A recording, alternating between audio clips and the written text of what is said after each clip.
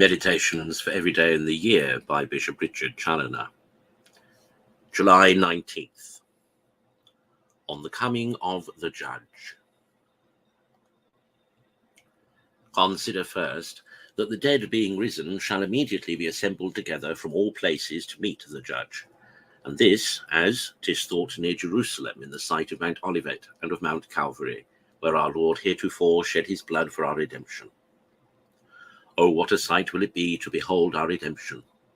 Oh, what a sight will it be to behold here all the children of Adam, an innumerable multitude of all nations, ages, and conditions, standing together, without any distinction now of rich or poor, great or little, master or servant, monarch or subject, excepting only the distinction of good or bad, which shall be wonderful and eternal. Alas, how mean a figure shall an Alexander or a Caesar make at this appearance, or any of those celebrated heroes of antiquity whose very name has made whole nations tremble. Those mighty monarchs that had once the world at their beck are now levelled with the meanest of their slaves, and would wish 1,000 times they had never worn the diadem. And hast thou, my soul, ever well considered the part thou shalt have to act in this last scene? Consider, secondly, how the great Judge shall immediately make his appearance, and every eye shall see him coming down from heaven with great power and majesty, armed with all the terrors of his justice, and surrounded by all his heavenly legions.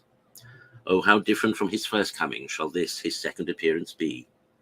His first coming was with wonderful meekness and humility, because that was our day in which he came to redeem us by his mercy.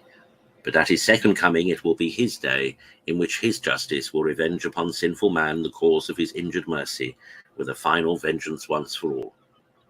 Ah, miserable sinners, how shall you then be able to stand before his face, or bear his wrathful countenance?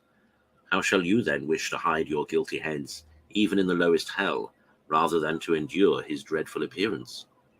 But all in vain. You must stand it out. Consider thirdly, how upon this occasion the royal standard of the cross, the sign of the Son of Man, shall be carried before the Judge, shining more bright than the sun, to the unspeakable comfort of the good, and the intolerable anguish and confusion of the wicked, for having made so little advantage of the inestimable benefit of their redemption.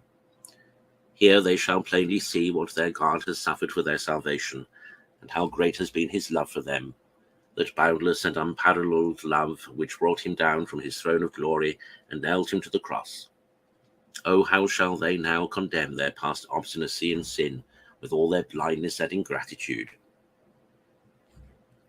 Oh, how shall this glorious ensign justify in the face of the whole universe the conduct of God and the dreadful torments he has prepared for unrepenting sinners? For what less than a miserable eternity can be punishment enough for so much obstinacy and sin, after so much goodness and love?